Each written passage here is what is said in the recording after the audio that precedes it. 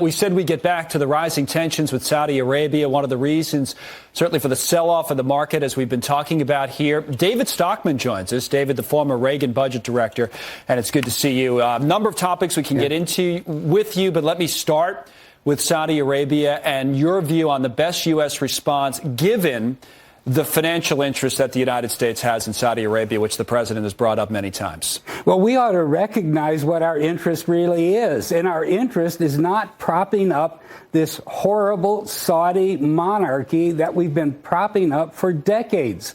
This place is now being run by a hot-headed 33-year-old thug who's literally murderous. I mean, are there implications, though? Are there implications to hitting them too hard? I mean, that seems no, to be what I don't think there is. I think we have to understand that the price of oil is the price of oil. It's a world market. It doesn't matter what Saudi Arabia is doing. We don't need to prop them up. They're not our best ally in a bad neighborhood. They're our worst ally in a bad neighborhood. They are a source of more terrorism and jihadism and Wahhabism in the Middle East than anyone else. Maybe this will finally cause the scales to drop from our eyes in Washington. They are committing genocide. They've killed 10,000 civilians, many of them women and children, in Yemen over the last 3 years for no reason. Yemen is a poor, backward country. They can't hurt Saudi Arabia. Now, to be clear from a practical standpoint, I'm making a judgment on what the moral right or wrong thing to do here is. But if we, being the United States, crack down hard on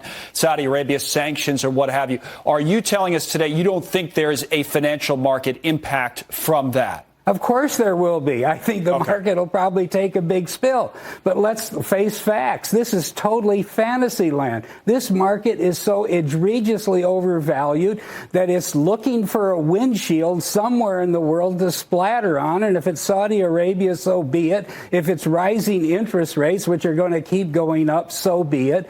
But it's time for the fantasy to end and for us to recognize that we have backed ourselves into a horrible corner.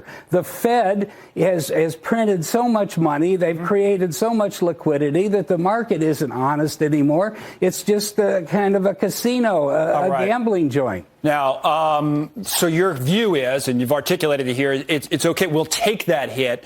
We should be willing to take that hit. But you've been bearish, as anyone who's followed you for any period of time knows, for a long, long time. So what are your thoughts now, just in general, after seeing the sell-off we saw in markets last week, continuing today, rising interest rates? Has anything changed in the way you see the world? No, I think it's a wake-up call, given the fact that we have a budget deficit out of control.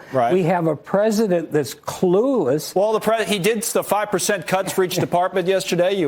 Well, that was a PR stunt. He said, I want $100 billion more for defense. We didn't need it. He wants to build this ridiculous wall. He's not going to be cutting Homeland Security or the Justice Department or anything else that I can see. To get his defense money, he gave the domestic porkers and liberals $65 billion of increased spending that we didn't need last February. So what I'm telling you is we're looking at a $1.2 trillion borrowing requirement in year 11 of a recovery, unheard of, at a time when the Fed is finally waking up, shrinking its balance sheet at a $600 billion rate, and that is going to be a collision like you've never seen before.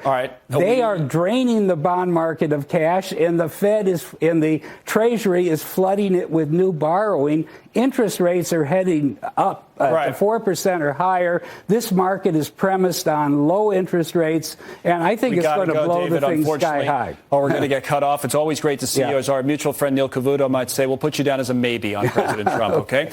David Stockman with us today, as usual, with some strong views.